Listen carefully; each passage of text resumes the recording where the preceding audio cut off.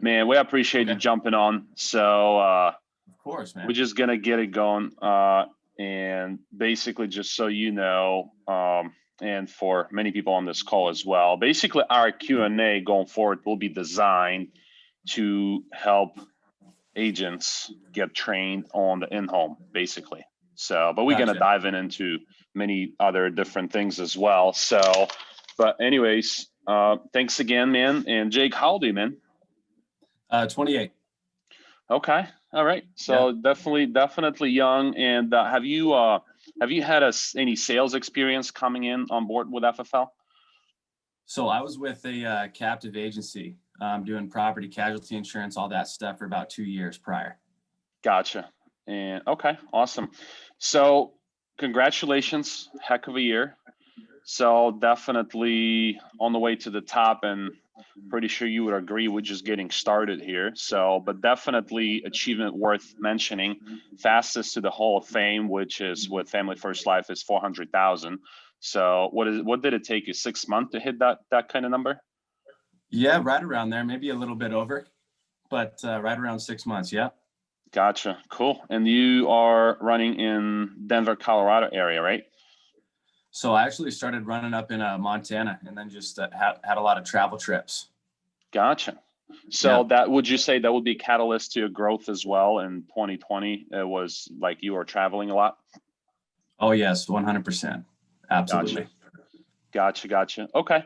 Yeah. If you can kind of walk us through first, Jake, how did it start for you? You know, what did you realize right away? What was your very first aha moment? Like when you realized, if I do this, I'll make a lot of money. So if you can just walk us through the first couple months of your journey with us, I'd really appreciate it.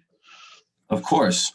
So my first big aha moment was actually when I knew that I was going to leave my other job for sure, 100%. And not so coincidentally, it just came with proof. And that month, it was in April of last year, Easton Padden wrote, $93,000 in a month. And he hit vice president, and he only had 2 other guys outside of him, which is huge. So I knew he was doing something right, and no one around me was issue paying those numbers.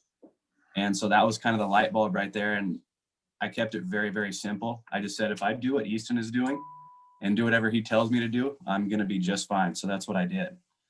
Awesome. What was that, advice that you received from him initially look like? So what did he tell you, Jake?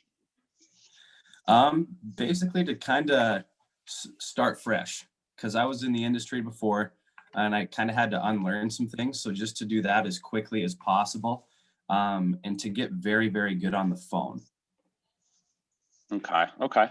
Well, yeah, as I said, this whole training will be about the in-home. We're going to dive right into it next. But Gotcha. Phones, what does that look like for you? Just bring some clarity with us, check our reality. So obviously there's, I don't think there's many people on this call doing the kind of numbers going as fast as you do. So check our reality, Jake. Let us bring it. Just hit us right in the face. What the phone should look like. I think the phone should definitely look uncomfortable. If you want to issue pay, 10,000 more than you're doing within like a 2-week time period, you need to get uncomfortable on the phones. Uncomfortable on the phones is just being very assumptive on the phones, dialing very aggressively, triple dialing. Like last week, for example, I had to call a guy 27 times before noon to be able to schedule an appointment. He didn't even say anything about me calling him that many times before. Right. So just dialing for the result that you want, really. Yeah, absolutely. I got you. I've had this similar experience where I wasn't, I guess, learning as quick as you are. You realize this guy's not answering, I got to call him. So I've had like 5 dialing sessions with the same lead, and I just remembered the guy, and I'm like, I'm reaching you regardless. So I called him, not maybe quite 27, but maybe like 12 times, 14 times. And I thought that he's going to like yell at me or something. but he was like, I just explained to him that, kind of gave him advice. I said, hey, if somebody calling you 7 times, probably something important. And I just kind of filled him in that he filled out a form. I'm not trying to bother him, but I really needed to reach him. He was cool with it. I booked him and sold him. So, but yeah, 27 is, I've never heard 27, but man, that what a persistence. It's uncomfortable, right? So dial somebody 27 times. Okay. So why are you still doing it, Jake? Like what drives you, man? Well, I think first and foremost, just realizing that it's really not you, or it's not about you. And those people are requesting assistance.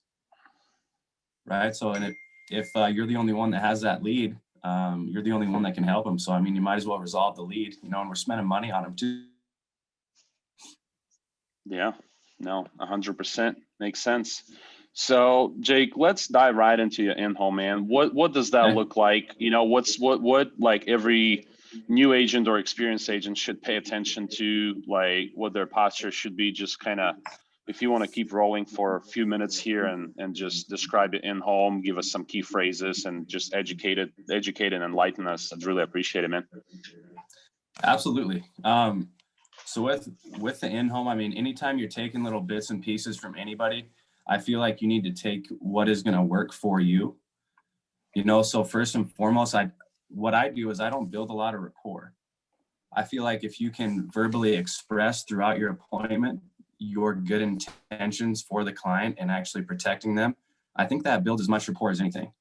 And also, like if you go into a doctor, they're not building a ton of rapport with you.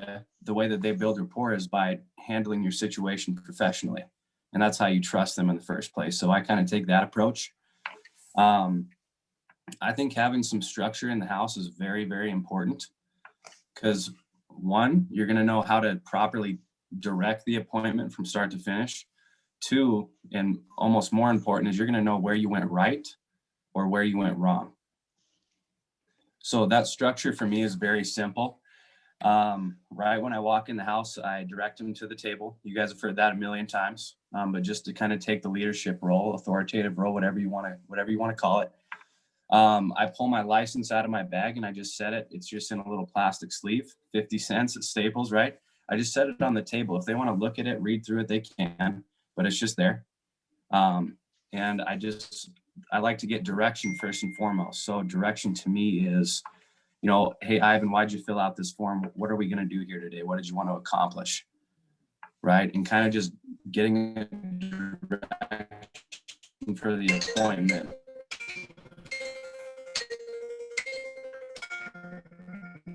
Once you give me your response, I want to get on your side of the table with my verbiage. If you said I want to pay the house off for my wife because I'm the breadwinner, we have kids, so she would be in a really the exact direction we're going to go with this appointment. If we can check off some more boxes, almost position yourself at the very beginning. I'm loading your bus and you're asking me, and I'm asking you, hey, what direction are we going? Where am I dropping you off at? And now we're going. So when I sit down at the table, I just put my license on the table, right? If they want to look at it, they can. It's just in a little 50-cent plastic sleeve. And then the first thing I like to do is establish a direction for our appointment. So that would look like, hey, Ivan, I know you filled this mortgage protection form out.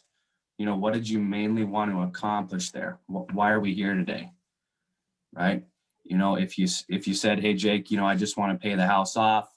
I'm the only one working and we have a couple of kids. So my wife would really be in a tough spot if something happened to me. I want to let you know up front that that's what we're going to accomplish today. That's the direction that we're going with our appointment. Almost like if I'm a bus driver, right? And I see you sitting on the sidewalk and I'm like, hey, Ivan, let's go, man. What direction are we going? Where am I going to drop you off at? Perfect. That's where we're going to go. Right. Kind of that same posture. And then I like to lay out everything that we're going to do and then follow through. So what that's going to look like is, Ivan, of course, we're here to accomplish what you want to accomplish there if something happens to you. So in order to give you my best recommendation, we're going to go over your finances. We're going to go over your mortgage. We're going to touch on your health. And that's going to be the main deciding factor in what company we're going to place you with and with which product we're able to place you with. Last of all, we're going to go over your personal needs so I can just get a total picture and give you my best recommendation after that. Yeah. Now, Ivan, as well, most of my clients, when we're done wrapping up an appointment here, forward or not moving forward, are you comfortable doing the same thing that all my other clients do? Right. So basically, I just kind of, and almost everyone agrees, you just basically agreed that, hey, you're going to give me a yes or no response and you're not going to be thinking about it. Right. And all that was within 5 minutes of me being there. That makes a ton of sense. After that, really, it's, yep, go ahead. No, yeah, and that. It looks like you're not really trying to get objections. You're trying to prevent them every step of the way. Does that sound about right, Jake? I think that sounds pretty good, yeah. Because I mean, if you walk in there and you don't set the table, that's kind of what I call it, just providing a foundation or a structure for what you're going to be doing and verbalizing that to your client. They're going to wonder why you're asking these things the whole entire time, unless you tell them. At least that was an issue that I ran into. Absolutely. All right. Well, let's dive into some objections you're getting. How do you deal with that? So what is if you can cover like top 3 that you're getting? What is your approach to objections or complaints? Not every objection is objection. Sometimes there are complaints or concerns or just questions. Right. If you can also kind of help us understand the difference between different objections, if they're real or not. Okay. I think if someone's just simply stating something like, oh, my friend looked into life insurance and it was cheaper. To the extent that you acknowledge that, you can almost turn something like that into an objection. So I think if you just acknowledge it like it's just a simple complaint and then come right back onto your course, just basically just letting them know, like, I heard you, but here's where we are. With objections, most of the objections that we all hear is like, you want to think about it. So I like to address that main one up front. And basically time related, right? Like they don't want to make a decision right now for one reason or another, or money, right? The product costs too much. It's really it comes down to 3 things that it's just verbalized a million different ways. Time, they don't want to make a decision right now, or money. The last one is like value, like they don't want to pay that much for $30,000. Right. So that's kind of where you need to bridge that gap a little bit. And about objections, I don't know where we fell in or fell off, but the main ones that I've seen are all pretty generalized, but they're kind of like 3 or 4 different things, right? Time, money, value, right? If someone's saying no right now, they're, for like $300 for $30,000, they just feel like that value isn't there. So you need to add it, right? So say, for example, you're in an older, a mortgage appointment, but it's for seniors. And they have, $150,000 in equity in their home. But they really need the product, like the surviving spouse's income is going to get cut in half if something happens to either one of them. Of course, we're going to point that out, but you need to add value to what that $30,000 actually does. So what I'm going to say is, Ivan, yes, to do this right now, the $30,000 is going to be $346. Okay. But here's what it's going to allow you to do. This is going to buy time for Mary, and it's also going to bridge the gap to your $150,000 in equity upon the sale of the house. So what you're actually paying $346 a month for is a bridge. Okay. And when you combine the $30,000 that Mary's going to get up front with the $150,000 in equity within the house, you're actually paying $346 at age 74, Ivan, for $180,000 of insurance. Does that make sense? right? Just add that little value bonus in there. And then, I mean, that's usually a pretty good example. I've found some good success with that one. Also, I think stressing time is a huge, very important thing, especially with clients over 50. If someone does not want to make a decision right now and they have a huge reason for getting it, you know, their beneficiary is going to be impacted to a pretty large extent. I'm going to be very factual and logical and keep reiterating those points. You know, well, Ivan, Mary's losing, you know, $3,000 a month here, and your guys' lifestyle, with your guys' lifestyle, she's only going to have about, you know, $500 left over every single month. I didn't do this in one scenario, and I was being lazy, and I left the house. I didn't get this gentleman coverage. He was in, I think, mid 60s, and probably 5 months later, I went back to the house, and he had 2 heart attacks since the last time I talked to him. And we couldn't even get him the same coverage that we were talking about originally. You know, so if that doesn't, and his wife really, really, really needed it. Now she has to wait 2 years for a graded plan to get going full effect. Right. So that's why you need to stress time and stress insurability to leverage time. You know, they're not just saying no, they're also saying no to their insurability the longer they wait, and they're putting that in question because they may or may not be able to qualify for something. Absolutely. Let me ask you this, Jake. Obviously, not every single client will take it well if you just shoot them straight in, you know, and say, hey, what if you have a heart attack tomorrow? So they think you're a lunatic at that point. You know, they're thinking, are you crazy, Jake? What are you talking about? What do you know? I have a heart of the horse, you know, like everybody in my family lived long. No one had a heart attack, right? So how do you approach that? What is your, you know, what do you say exactly to get them moving and tell them, you know, hey, you never know, tomorrow's not promised. You know, how do you say that? Ivan, so the reason that we're here today is to protect your wife, correct? And that is a guarantee that what we're going to be doing here, you know, you always want to protect your wife, right? So we're going to put that in the guarantee column. And we're also going to look at a variable column. Okay. Under the variable column, you stated that everyone in your family has the heart of a horse, right? And you're assuming that trait got passed down to you, but do you know that for a fact? I don't. Okay, so would you categorize that statement in the variable column or in the absolute certainty column? It's kind of, yeah. I mean, yeah, it's kind of variable. You're right. I would just kind of bring them back to that. You know, your job is there to plan for the worst and hope for the best. If you have the heart of a horse, then hell yeah. But you're still going to have life insurance. What are some other objections that you guys are seeing, you know, pretty consistently? Absolutely. Well, let's actually open up the lines for the Q&A, guys. If you have any questions, go ahead and mute yourself and ask. There wouldn't be a better chance. And Jake's the guy you want to learn from. So, Craig. Hey, Jake. Great stuff in KC, by the way. I appreciate you. I learned a lot from you in KC. Thank you.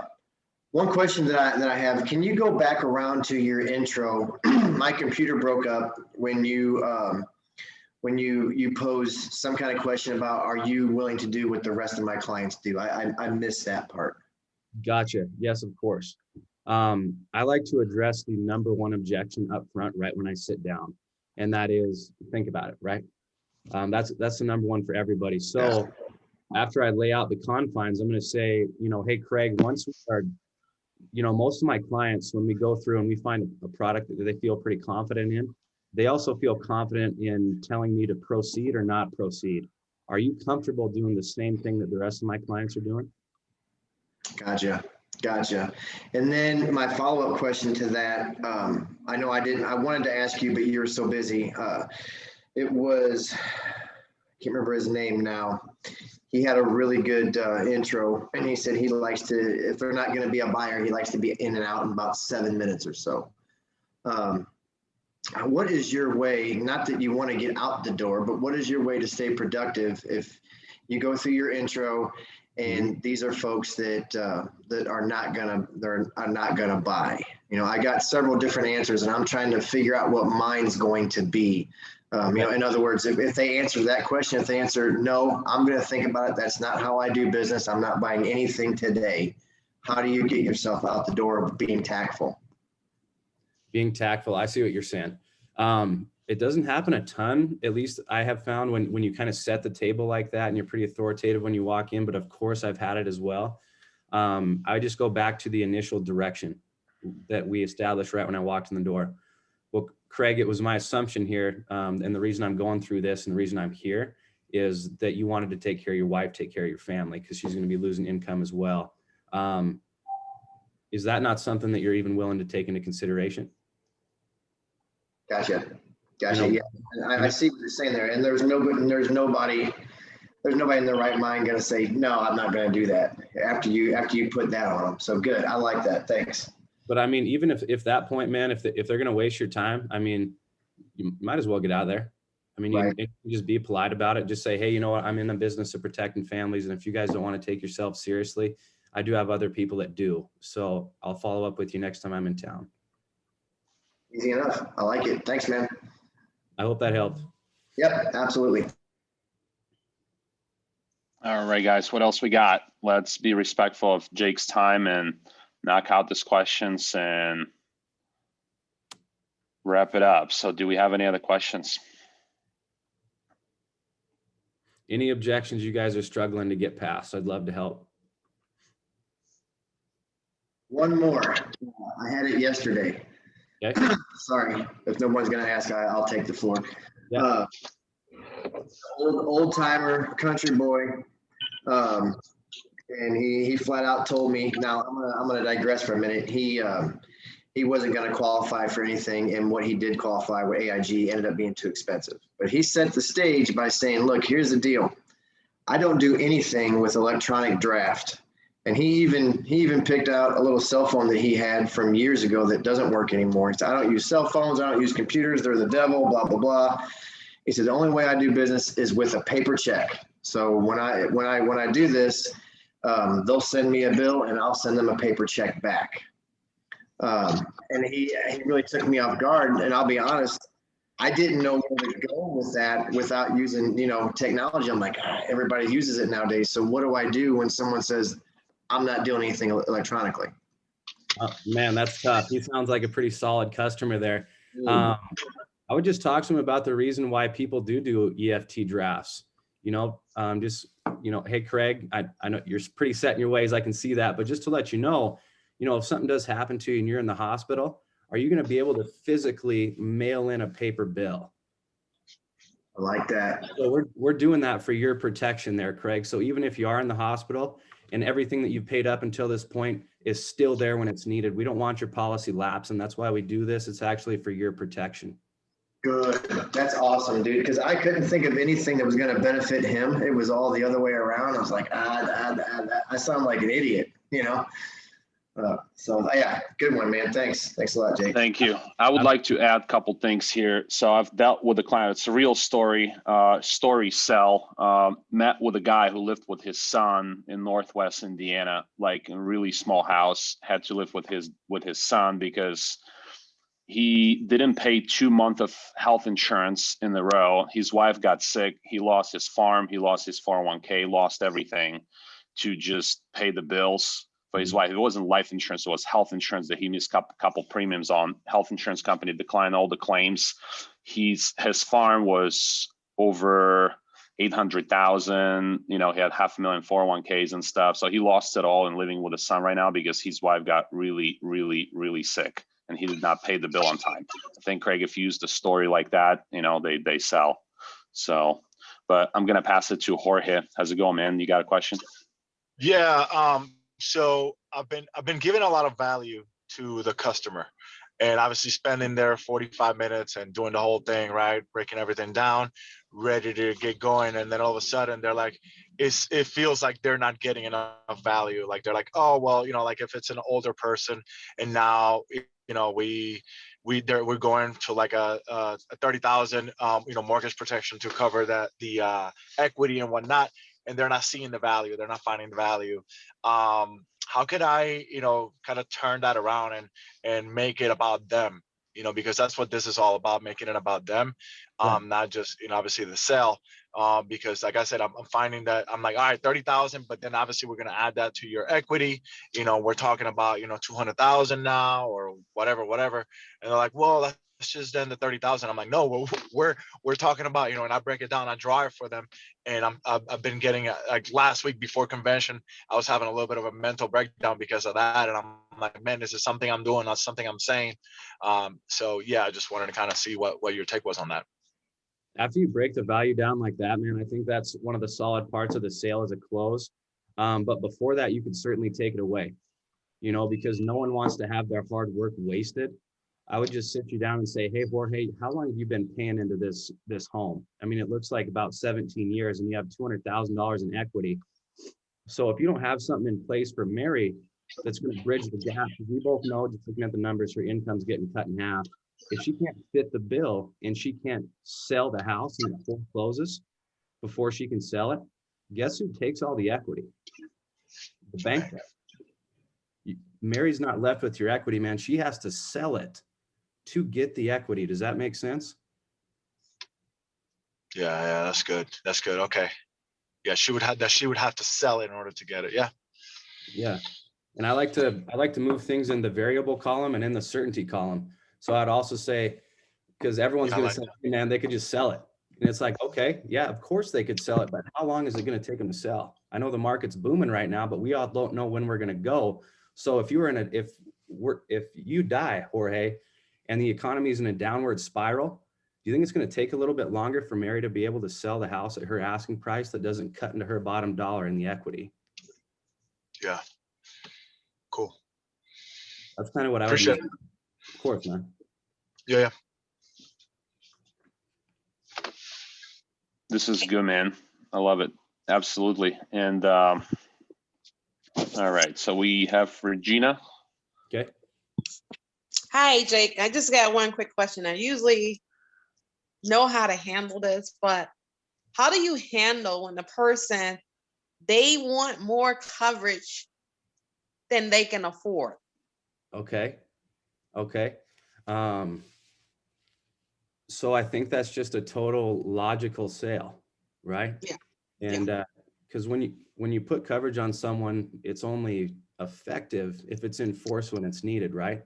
And I Right. think relaying that to your client is going to be of the utmost importance. So they're obviously buying insurance with their heart, right? That client specifically. So I'm just going to say, hey, this is what we can afford and we don't have to change your lifestyle very much. My goal here, Regina, is to put something in place for you that's effective, but it's going to be there when it's needed. I want it to be comfortable for you every month moving forward, not just today. So even if you want to spoil the grandkids at Christmas time, or even if you get a flat tire, I don't want you to have to worry about your life insurance bill, even if the face value is what you want. We need it to Right. be in force. You can always I come had back and get more. Oh, okay. No, I just had an appointment with a person, and their daughter was saying that it was too much. It was $30,000 too much to pay, Mhm. and it wasn't a mortgage. It was just to get coverage on the person, and apparently they had like $5,000 worth of coverage. And I'm like, okay, you have to take into effect of age. The older you get, the more it goes up. And apparently it was something that they had in the past, a whole life, but that was years ago. So of course you have more coverage and it costs you a certain amount of money. So I kind of know how to handle it, but I just wanted to know what your take was on that. No mortgage or anything like that, man. So you definitely have to attach a really strong why for that. Right. And you probably did. If it's figure out who the beneficiary is and whatever you want to accomplish for that appointment, whether it's pay for final expenses, whether it's do that in addition to leaving a gift behind for the grandkids, take it away. Yeah. Right. Yeah. So how much is this going to financially impact your beneficiary? Because they're going to be the ones that are going to be paying for your final expenses, right? It's going to be your daughter. Okay. Does she have a family? Does she have a husband? Is she going to be able to fork up $10,000 to $15,000, just spur the moment type of thing? Do you want her to have to do that? Yeah, I actually went through that, and it's like I said, it was the daughter, and oh, that's too much. That's not enough. That's not enough. Not enough. I think she's more so concerned about the beneficiary, but like I said, I kind of know how to handle those, but this one, this one got to the point where it was like, are we gonna fight this out or what? So I finally, okay, that's when I gave him a chance. Okay, when you're ready, you can call me. There you go. Yeah. There you go. That sounded like a tough one. Yeah, yeah. I just wanted to know, get your take on that. But thanks anyway. Absolutely. Perfect. All right. Do we have anything else? I would. Okay. It's so basically I just want to know, Jake, how much did you issue in 2020, by the way? I know you fastest to Hall of Fame, but what was the total? It was like 478, 479. 479. Okay, got it. So what is 2021 looks like for you? What do you have on your mind? So just if you can talk to us about some of the goals that you have. Absolutely. So it kind of shifted a little bit in perspective. I kind of want to help as many agents as I possibly can, who have not heard about this opportunity, come over here and just succeed financially for their families. So it's more so geared towards building an agency. And if I need to write, $700,000 to $800,000 to keep this thing funded, then that's what I'm going to do. Yeah, absolutely, man. So, all right. And I think, I don't know if anybody have any other questions. If you do, raise your hand. That's your last chance. Obviously, again, Jake, you should more than most of us here. So I would be having questions for sure. But if there is none, Jake, if you can just kind of give us parting shout and, give us some weekend motivation. So, would and boost us into the weekend now. Really appreciate it. There you go. I feel like I was getting a lot of write-backs when I first moved over here from my prior gig, and everything kind of changed for me a little bit in terms of stuff staying on the books, business staying on the books. Once I kind of realized that it's not really about me, and I'm there for the clients, and I'm there to help the clients. I'm there to stand up to the clients for their better interests of them and their family, and kind of realizing the impact that life insurance or lack thereof can have on future generations. I mean, we can walk into a house, guys, and if we put a plan in place, we can change the dynamic of that family for the next 2 generations. Or let them think about it, and the generations underneath of them keep doing the same thing, and they don't change anything. So I think what we do here is so much bigger than just us and just being a little uncomfortable in the homes and standing up to people for their better interests. That was my biggest perspective shift. Because once you realize that, you verbalize that to your clients, and all of your actions in the home are kind of geared towards helping your clients out. So I think if everyone can wrap their head around, we're truly here to help people, your numbers are going to reflect that. Your posture is going to reflect that. The way that you handle your business is going to reflect that. And you're not going to take an easy think about it anymore, because it's not about you. It's about that family. I think that's huge.